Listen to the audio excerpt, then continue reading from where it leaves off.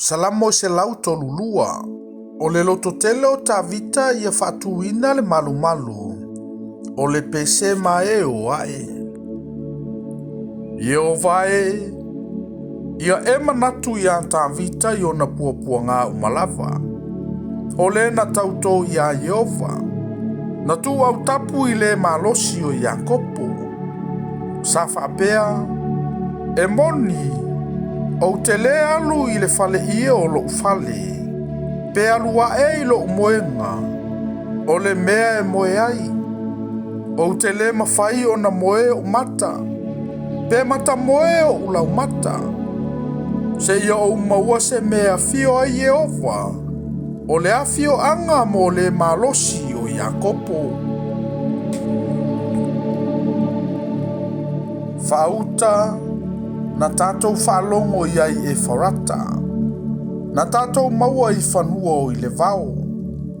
Tātou te o lava i o nā whioanga.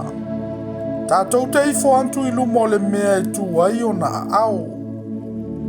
I o vai. Ia e tula i antu i lo malolonga. O oe male anto la au o lo malosi. Ia o ofua o si taulanga i le ami o tonu.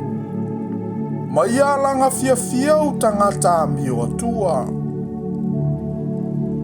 Awale alo ufofonga i le ua e whauina. Ona o lau au auna o tavita. Na tauto Yehova i an tavita i le whaamaoni. E le alo ese ai o ia. O te whaanofoina i lo nofoa li iso le whanau a lo tino. A whai e tausia u whanau i lau whiangainga. Ma utula fono o te ao inai i la tou.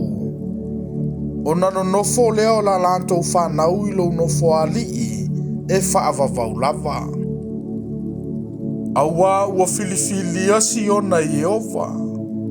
Ua finangalo lava ia i e whai mo na fio anga. O lo umalo longa le ne i e whaavavau.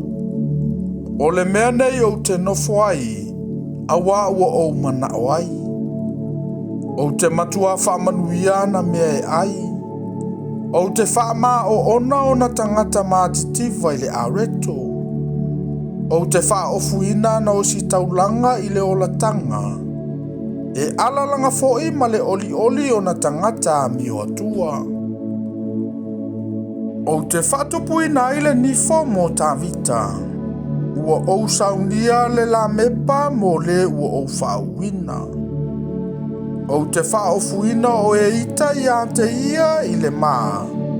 Ai pupula mailo na pale ali i lunga i ante ia.